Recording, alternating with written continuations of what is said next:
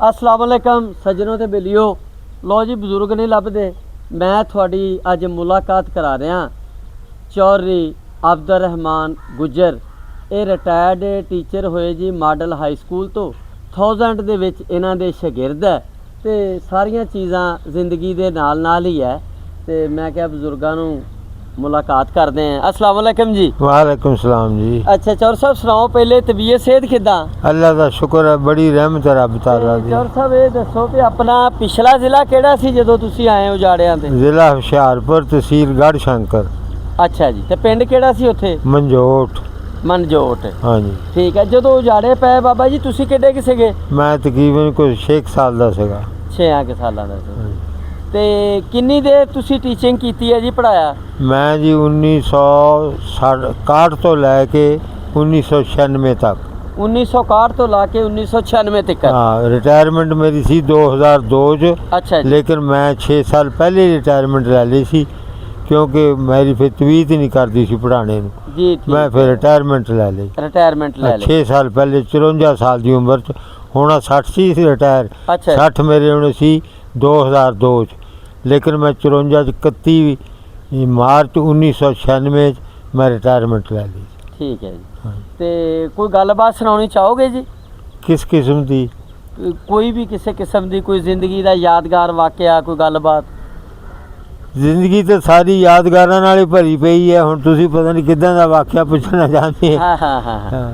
ते हुण पता चलिया सीगा कि निगाह कमज़ोर हो गई तुहाडी? हाँ, मेरी ना एक अख ते बिल्कुल डैमेज है। अच्छा जी। जिहड़ी खब्बी अख है। अच्छा जी। सज्जी जो माड़ा माड़ा मैनू नज़र आंदा, रास्ते वैसे नहीं नज़र आंदे। हाँ। बंदा नेड़े बैठा हाँ। माड़ा माड़ा नज़र आ जाता। फिर हाथे तुसी आ जाने हाँ, मोटरसाइकिल ते? मेरा बेटा ना छोटा मनीबर मान, जी जी जी। वो मैनू इत्थे छड्ड जांदा। ठीक है। फिर इन्हें बंदियां कोल 1-2 बजे तक इत्थे गल्लां बातां सुनी जाईदियां। ठीक है जी। 2 बजे फिर घर वापस जाके थोड़ी बहुती रोटी खाधी, फिर लेट गए। लेट। बस यही मामूलात। अल्लाह पाक तुहानू सेहत है जी। हाँ जी। वे बजुर्ग नहीं लभदे। हाँ जी, सियाने कहंदे भी सियाने बंदे ही है नहीं मोगा चौरी, पिंडां दे विच भी मोगा, पिंड खाली हो गए। हाँ, अगर ਜਿਹੜੇ ਹੈਗੇ ਵੀ ਹੈ ਉਹਨਾਂ ਨੂੰ ਕੋਈ ਚਾਹ ਮੁਹੱਬਤ ਹੀ ਨਹੀਂ ਇੱਕ ਦੂਸਰੇ ਦੀ।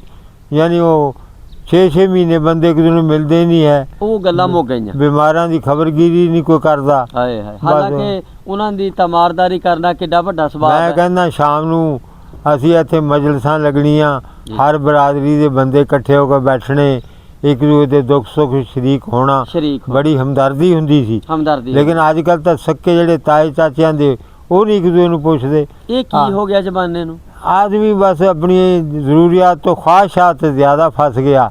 ख्वाहिशात ना पूरियां होण, लालच ना आ गया। ना बंदे टेक के बैठण। ਨਾ ਬੰਦੇ ਟੇਕੇ हाँ जी। ਬੈਠਣ। हालांकि उदों ਇਹਦੇ ਨਾਲ इनकम भी थोड़ी हुंदी सी, लेकिन किसी बंदे का नहीं पता लगता सी अमीर के गरीब है। हर बंदा बड़ी इज्जत नाल अपना वक्त पास कर रहा सी। 3-3 4-4 किल्लियां दी वाही ते 5-5 6-6 बच्चे पढ़ाए भी, विआहे भी, और बड़ी वजोदारी नाल अपनी सादा जिंदगी गुजारी बेहतरीन। ਲਾਲਚ ਵੱਧ ਗਿਆ ਹੁਣ। लालच बद गया, ਹੁਣ ਬੰਦਿਆਂ ਕੋਲ ਟਾਈਮ ਹੀ ਹੈ ਨਹੀਂ। बेरुखी। ਬੇਰੁਖੀ। हाँ जी। एक दूए दे नाल एवें खाम खा है ही नहीं कोई मेल जोल दा सवाब ही है नहीं एक दूए दे नाल। ਹਾਏ। हुण असीं टीचरी कीती है, लेकिन वो साडा जिहड़ा स्कूल सी वो घर नालों सानूं ज़्यादा मुहब्बत प्यार दिंदा सी। टीचर भी हुण साडे तो माशाअल्लाह उत्थे 50-60 टीचर हुंदे सी। 50-60 टीचर बड़ी तादाद हुंदी सीगी। बिल्कुल। गौरमेंट मॉडल हाई स्कूल नालाखुर जिहड़ा सी ना, ਉਹਦਾ बड़ा एक ਨਾਂ ਸੀਗਾ माशाअल्लाह। और ਸਟਾਫ ਦੇ ਵਿੱਚ ਇਸ ਤਰ੍ਹਾਂ ਬੰਦੇ ਰਹੇ। ਹੁਣ 35 ਸਾਲ ਮੈਂ ਉੱਥੇ ਗੁਜ਼ਾਰੇ, ਕਦੇ ਕਲੈਸ਼ ਹੀ ਨਹੀਂ ਹੋਈ ਸੀ ਕਿਸੇ ਬੰਦੇ ਨਾਲ। ਇਵੇਂ ਗੱਲ ਹੈ। ਔਰ ਬੰਦੇ ਬੜੀ ਇੱਜ਼ਤ ਕਰਦੇ ਸੀਗੇ, ਇੱਜ਼ਤ ਕਰ। ਭਰਾਵਾਂ ਨਾਲ ਵੀ ਜ਼ਿਆਦਾ ਇੱਜ਼ਤ ਕਰਦੇ ਸੀਗੇ। ਲਓ ਜੀ, ਚੌਧਰੀ ਅਬਦੁਲ ਰਹਿਮਾਨ ਗੁੱਜਰ ਸਾਹਿਬ ਰਿਟਾਇਰਡ ਟੀਚਰ, ਇਹਨਾਂ ਨਾਲ ਤੁਹਾਡਾ ਅਸੀਂ ਤਾਰਫ ਕਰਾ ਰਹੇ ਸੀਗੇ। ਇਹਨਾਂ ਦੀ ਆਪਾਂ ਗੱਲਬਾਤ ਸੁਣ ਰਹੇ ਸੀ। ਬਜ਼ੁਰਗਾਂ ਇਹ ਗੱਲ ਦੱਸੀ ਕਿ ਜਿਹੜੇ ਪਹਿਲੇ ਵਕਤ ਦੇ ਵਿੱਚ ਸੀਗਾ ਨਾ ਜੀ, ਪਿਆਰ ਮੁਹੱਬਤ, ਇੱਕ ਦੂਜੇ ਨੂੰ ਮਿਲਣਾ, ਤਮਾਰਦਾਰੀ ਕਰਨਾ, ਹੈ ਜੀ, ਉਹ ਸਾਰਿਆਂ ਦਾ ਇੱਕ ਦੂਜੇ ਦਾ ਦੁੱਖ ਵੰਡਣਾ, ਉਹ ਗੱਲ ਖਤਮ ਹੋ ਗਈ ਹੈ। ਕਿਉਂਕਿ ਨਾ ਉਹ ਬੰਦੇ ਰਹੇ ਤੇ ਨਾ ਉਹ ਗੱਲਾਂ ਰਹੀਆਂ। ਤੁਹਾਡਾ ਬਹੁਤ ਬਹੁਤ ਸ਼ੁਕਰੀਆ। ਅੱਲਾਹ ਪਾਕ ਤੁਹਾਨੂੰ ਸਿਹਤ ਦੇਵੇ ਜੀ। ਤੇ ਬਜ਼ੁਰਗਾਂ ਦੀ ਵੀ ਖਿਦਮਤ ਕਰਦਿਆਂ ਰਹਿਣਾ ਚਾਹੀਦਾ ਤੇ ਬਜ਼ੁਰਗਾਂ ਦੇ ਕੋਲ ਬਹਿਣਾ ਚਾਹੀਦਾ ਜੇ ਤੁਸੀਂ ਕੁਛ ਹਾਸਲ ਕਰਨਾ।